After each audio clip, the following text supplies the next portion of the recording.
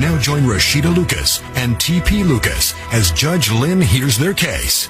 Mr. Lucas, you have brought Mrs. Lucas here to court in order to recover either your 2000 Camry that you said you upgraded or the value of the upgrades that you put in the Camry that you say she took. And I know that you're wearing sunglasses, which usually is not permitted in a courtroom, but I understand that you have an eye issue, glaucoma, and the lights are bothering you. Mr. Lucas, I'm going to start with you. Why don't you tell me how we got here and why it is you've needed to come to court to get this car back? Well, Your Honor, there was nothing wrong. Nothing. You know, everything was normal at my house. Everything was normal? Nothing wrong. Nothing. Rashida told me, baby, I'll be back. And she left. You know, this was back in November. Mrs. Lucas, Mr. Lucas says you had a great relationship. Yes, we had a wonderful relationship. Why don't you tell me what was wonderful about it? It was wonderful. We were like best friends. I believe, you know, he's my soulmate. Everything was fine except he was too nice. It's too nice. How does one be too nice to one's wife? He was too nice, like it was scary nice.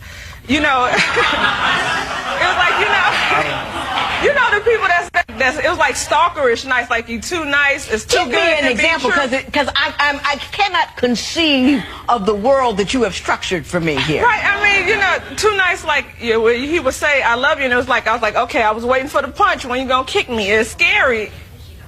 Some people just, you know, you could be nice, but you could be too nice. You're gonna have to do better than that.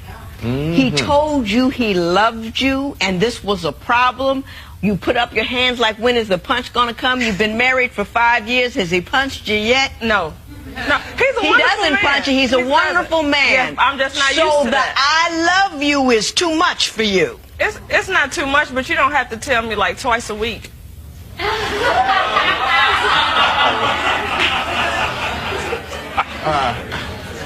Can't figure that.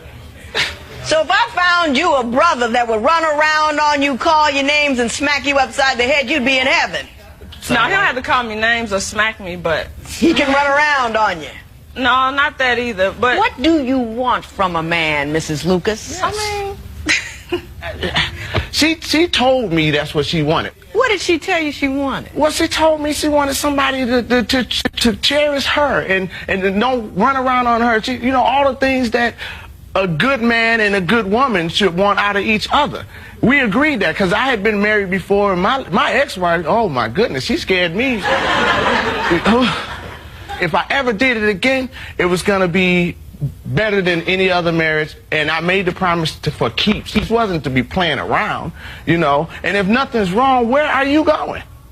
You know, there are women that would pull her head off her neck for a guy like me.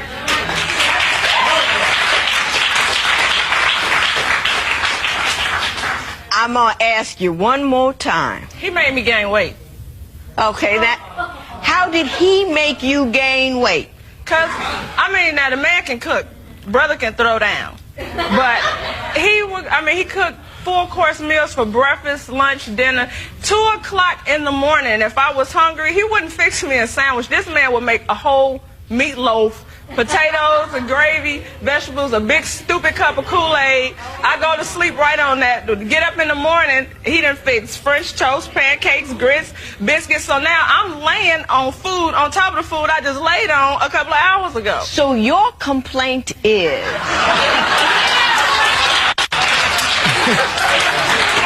that this man cooked too often and too well, and he made me gain weight.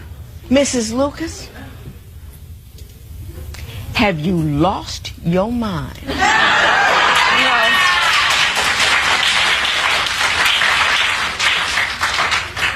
I have women coming in here whose men are leaving them because they got too heavy. You got heavy based on his...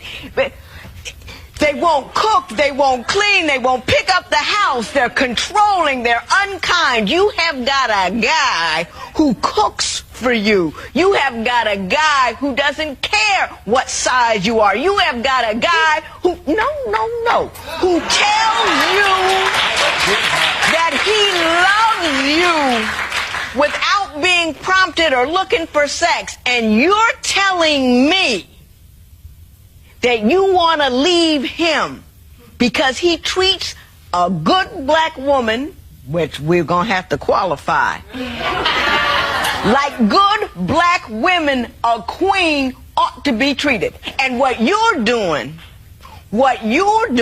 is taking I am a self-centered individual. And I don't appreciate what a man has brought to my table. So I'm going to make up some stupid reason to say what it is stupid.